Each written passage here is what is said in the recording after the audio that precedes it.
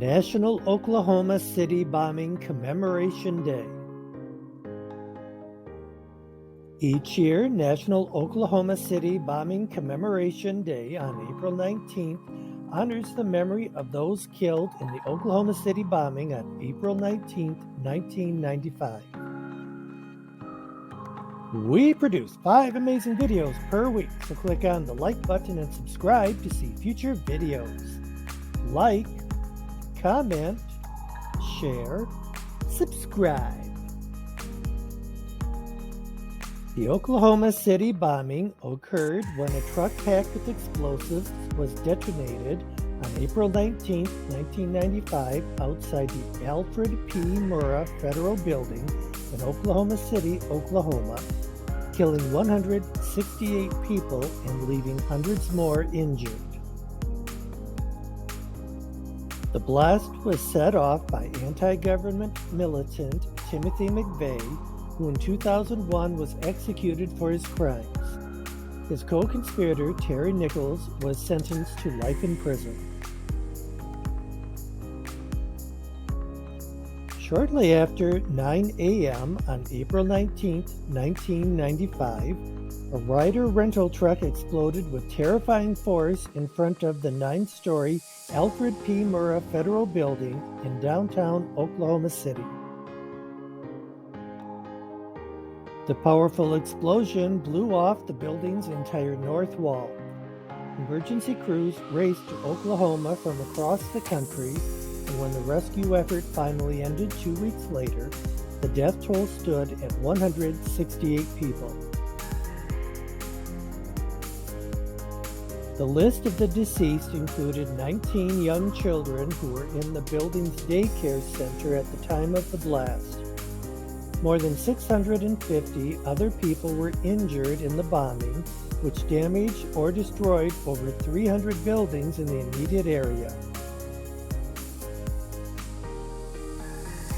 A massive hunt for the bombing suspects ensued, and on April 21, an eyewitness description led authorities to charge Timothy McVeigh, a former U.S. Army soldier, in the case. As it turned out, McVeigh was already in jail, having been stopped a little more than an hour after the bombing for a traffic violation and then arrested for unlawfully carrying a handgun. Shortly before he was scheduled to be released from jail, he was identified as a prime suspect in the bombing and charged. That same day, Terry Nichols, an associate of McVeigh, surrendered in Harrington, Kansas. Both men were found to be members of a radical right-wing survival group based in Michigan.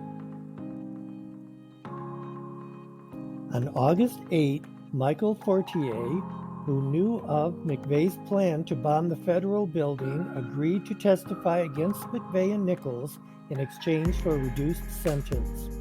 2 days later, McVeigh and Nichols were indicted on charges of murder and unlawful use of explosives. On June 2, 1997, McVeigh was convicted on all 11 counts against him, and on August 14th, the death penalty was formally imposed. In December 1997, Nichols was found guilty on 1 count of conspiracy and 8 counts of involuntary manslaughter for killing federal law enforcement personnel and was sentenced to life in prison.